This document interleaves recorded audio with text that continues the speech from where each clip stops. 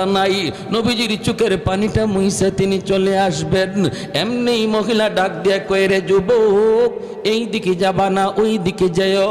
আল্লাহর নবী বলেন, মা গো, ওই দিকে গেলে পরে কি হবে আর ওদিকে গেলে কি হবে? কয়, বাবা ওই দিকে যদি যাও মুহাম্মদের সামনে পড়ার ভয়, মুহাম্মদের সামনে পড়ার ভয় আছে রে বাবা, এই দিকে তুমি যেও না।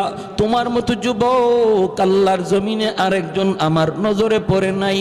বাবা তুমি এত ভালো, বাবা মুহাম্মদের সামনে পড়তে পারো, ওই দিকে যাও। এইবার নবীজি চোখের পানিটা বইসা কয়, মা গো, মুহাম্মদ সম্পর্কে তোমার ধারণা কেমন? কয়, বাবা ধারণা তো ভালো না, মুহাম্মদ তো অনেক গরম মানুষ, খালি গরম কথা, খালি গরম কাজ, নরম বলতে কিছু নাই, শুধু রক্তপাত। নবী তখন বলেন, মা গো, মুহাম্মদ সম্পর্কে তোমার এমন ধারণা,